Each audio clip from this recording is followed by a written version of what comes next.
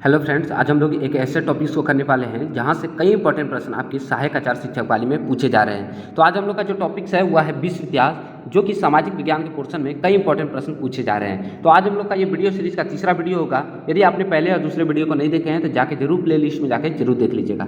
तो चलते हैं एक एक इंपॉर्टेंट क्वेश्चन को करते हैं। तो पहला है कि प्रथम विश्व युद्ध में अमेरिका कब भाग लिया था? तो 6 अप्रैल 1917 ईस्वी को। ठीक है, प्रथम विश्व युद्ध में अमेरिका कब भाग लेता है? तो 6 अप्रैल 1917 ईस्वी को। अगला इंपॉर्टेंट क्वेश्चन है कि मित्र राष्ट्रों में कौन कौन से देश थे? तो पहला है इंग्लैंड, दूसरा इटली, तीसरा रूस, तीसरा अमेरिका, चौथा फ्रांस, पांचवा और छठा जापान। ठीक है, कौन कौन से थे मित्र राष्ट्रों में? तो पहला इंग्लैंड, दूसरा इटली, तीसरा रूस, चौथा अमेरिका, पांचवा फ्रांस, छठा जापान। ये सभी देश मिलकर क्या थे? मित्र राष्ट्रों का संघ बनाए थे। अगला देखते हैं कि धुरी राष्ट्रों में कौन कौन से देश थे? तो जर्मन, तुर्की, हंगरी, ऑस्ट्रिया, जिसका सभी का नेतृत्व कौन कर रहा था? जर्मन कर रहा था। ठीक है, धुरी राष्ट्रों का संघ में कौन कौन से देश थे? तो जर्मन, तुर्की, हंगरी, ऑस्ट्रिया, और जिसका सभी का नेतृत्व कौन कर रहा था? जर्मन। अगला क्वेश्चन है कि वर्साय की संधि कब हुई थी? तो 28 जून 1919 ईस्वी को। ठीक है, 28 जून 1919 ईस्वी को वर्साय की संधि हुई थी। अगला देखते हैं कि द्वितीय विश्व युद्ध कब हुआ था? तो 1939 ईस्वी से 1945 ईस्वी तक ये युद्ध चला था। के समय ब्रिटेन के प्रधानमंत्री कौन थे? काफी इंपॉर्टेंट क्वेश्चन बन जाता है, विंस्टन चर्चिल। ठीक है, द्वितीय विश्व युद्ध के समय ब्रिटेन के प्रधानमंत्री कौन थे? तो विंस्टन चर्चिल थे। अगला इंपॉर्टेंट क्वेश्चन है कि द्वितीय विश्व युद्ध के समय अमेरिका के राष्ट्रपति कौन थे? तो फ्रैंकलिन डी रूजवेल्ट। ठीक है, द्वितीय विश्व युद्ध के समय अमेरिका के राष्ट्रपति कौन थे? तो फ्रैंकलिन डी रूजवेल्ट। अगला देखते हैं कि द्वितीय विश्व युद्ध में भाग लिया था कितने देशों ने? तो 61 देशों ने द्वितीय विश्व युद्ध में भाग लिए थे। अगला क्वेश्चन है कि द्वितीय विश्व युद्ध का तात्कालिक कारण क्या था? तो जर्मन का पोलैंड पर आक्रमण, जिसके कारण द्वितीय विश्व युद्ध हुआ था। ठीक है, द्वितीय विश्व युद्ध का मुख्य तात्कालिक कारण क्या था? तो जर्मन का पोलैंड पर आक्रमण। अगला क्वेश्चन है कि द्वितीय विश्व युद्ध में मित्र राष्ट्रों द्वारा पराजित होने वाला अंतिम देश कौन था? तो यह था आपका जापान।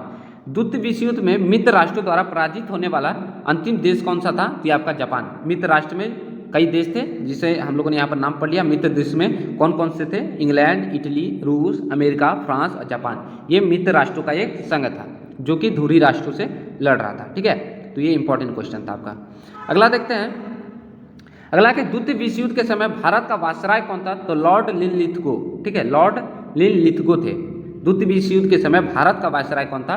तो लॉर्ड लिनलिथगो। प्रारंभ के समय ये थे और जब अंतिम कगार पर जब द्वितीय विश्व युद्ध था उस समय जो वायसराय थे लॉर्ड वेवेल थे। ठीक है, ये दोनों इंपॉर्टेंट क्वेश्चन है कि द्वितीय विश्व युद्ध के समय भारत का वायसराय कौन था? जब युद्ध प्रारंभ हो रहा था तभी लॉर्ड लिनलिथगो थे, लेकिन समाप्त होने के कगार पर जब था द्वितीय विश्व युद्ध तो उस समय वायसराय थे लॉर्ड वेवेल। अगला क्वेश्चन देखते हैं कि द्वितीय विश्व युद्ध कब समाप्त हुआ? तो 2 सितंबर 1945 ईस्वी को। और शुरू कब हुआ था? 1 सितंबर 1939 ईस्वी को। अगला क्वेश्चन देखते हैं कि 1911 ईस्वी में चीनी क्रांति का नायक कौन था? तो सन यात सेन। ठीक है, कौन थे? सन यात सेन, जो कि चीन के प्रथम राष्ट्रपति भी बने थे। तो 1911 ईस्वी में हुई चीनी क्रांति का नायक कौन था? तो सन यात सेन थे, जो कि चीन के राष्ट्रपति भी बने थे। अगला था कि चीन में गृह युद्ध शुरू हुआ था तो 1928 ईस्वी में। डायरेक्ट पूछा जा सकता है कि चीन में गृह युद्ध कब शुरू हुआ था? तो 4 ऑप्शन बना देगा, 1926, 1921, 1928, 1930। तो जिसको याद रहेगा डायरेक्ट फैक्ट वाला क्वेश्चन तो वहाँ पर मार के रहेगा। ठीक है, ये डायरेक्ट क्वेश्चन पूछे जा रहे हैं। तो चीन में गृह युद्ध शुरू हुआ था 1928 ईस्वी में। अगला है कि खुले द्वार की नीति अपनाई थी, किसने अपनाया था? तो ये चीन ने। खुले द्वार की नीति किसने अपनाया है? तो चीन ने। अगला है कि खुले द्वार की नीति का प्रतिपादक कौन था? तो जॉन्स हे। ठीक है, खुले द्वार की नीति का प्रतिपादक कौन था? तो जॉन्स हे। अगला क्वेश्चन है कि चीन की दीवार का निर्माता कौन था? तो सी होंगटी। ठीक है, चीन के दीवार का निर्माता, जो कि सबसे ऊंचा दीवार भी है। तो चीन की विशाल दीवार का निर्माता कौन था? तो सी होंगटी। सबसे लंबा दीवार कौन सा है? सी होंगटी, जो कि इनके निर्माता थे चीन की दीवार का। अगला है कि चीन द्वारा भारत पर आक्रमण कब किया गया? तो 1962 ईस्वी में। चीन द्वारा भारत पर आक्रमण कब किया गया है? 1962 ईस्वी में। अगला है कि एशिया का मरीज किसे कहा गया है? तो चीन को। ठीक है, एशिया का मरीज किसे कहा गया है? तो चीन को। अगला है कि यूरोप का मरीज किसे कहा गया है? तो तुर्की को। ये काफी दोनों इंपॉर्टेंट है कि एशिया का मरीज किसे कहा गया है? तो चीन को, और यूरोप का मरीज किसे कहा गया है? तो तुर्की को।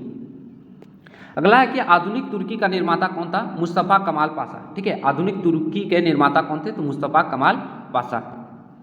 अगला है कि लोजान की संधि कब हुई है, तो टर्की और मित्र राष्ट्रों के बीच हुई थी 1923 ईस्वी में। लोजान की संधि 1923 ईस्वी में टर्की और मित्र राष्ट्रों के बीच में हुई थी। तो मित्र राष्ट्रों में कौन कौन से देश थे हम लोगों ने पढ़ लिया पहले ही। अगला है कि इटली का जन्मदाता कौन था, मुसोलिनी। ये भी काफ़ी इंपॉर्टेंट क्वेश्चन है कि इटली के जन्मदाता कौन है, तो मुसोलिनी। अगला क्वेश्चन है कि हिटलर का जन्म कब हुआ है, तो 20 अप्रैल 1889 ईस्वी को। ठीक है, हिटलर का जन्म कब हुआ है, 20 अप्रैल 1889। अगला है कि हिटलर की आत्महत्या की कब किए थे, तो 30 अप्रैल 1945 ईस्वी को। हिटलर की आत्महत्या कब हुई है, तो 30 अप्रैल 1945। अगला है कि फ्यूहर कहा गया है, तो एडोल्फ हिटलर को। ठीक है, फ्यूहर किसे कहा गया है, फ्यूहर की संज्ञा किसे दी गई है, तो एडोल्फ हिटलर को। अगला है कि मेरा संघर्ष आत्मकथा किसकी है, तो ये भी आपका हिटलर का है। ये भी काफ़ी इंपॉर्टेंट क्वेश्चन है कि मेरा संघर्ष आत्मकथा किसकी है, तो हिटलर की। एक राष्ट्र एक नेता का नारा किसने दिया था, ये भी आपका हिटलर बोले थे। ये भी डायरेक्ट क्वेश्चन पूछा जा सकता है कि एक राष्ट्र एक नारा किसने दिया है, तो ये आपका हिटलर। अगला है कि पीत आतंक कहा गया है, तो जापान को। पीत आतंक किस देश को कहा गया है, तो जापान को। अगला है कि जापान की नाट्य शैली किस प्रकार की है, तो काबुकी। जापान की नाट्य शैली किस प्रकार की है, तो काबुकी है। अगला है कि पहली बार 6 अगस्त 1945 ईस्वी को हिरोशिमा पर गिराया गया एटम बम था, तो लिटिल बॉय था। उस बम का क्या नाम था, तो लिटिल बॉय। याद कर लीजिएगा, 6 अगस्त 1945 ईस्वी को हिरोशिमा पर गिराए गए बम का नाम क्या था, तो लिटिल बॉय।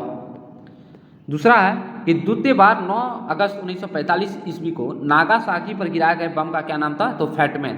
तो पहला जो बम गिराया गया था उसका नाम था लिटिल बॉय, और दूसरा जो 9 अगस्त 1945 ईस्वी को नागासाकी में गिराया गया था उसका नाम था फैटमैन। अगला है कि 100 वर्षीय युद्ध किसके किसके बीच हुआ था, तो इंग्लैंड और फ्रांस के बीच में हुआ था।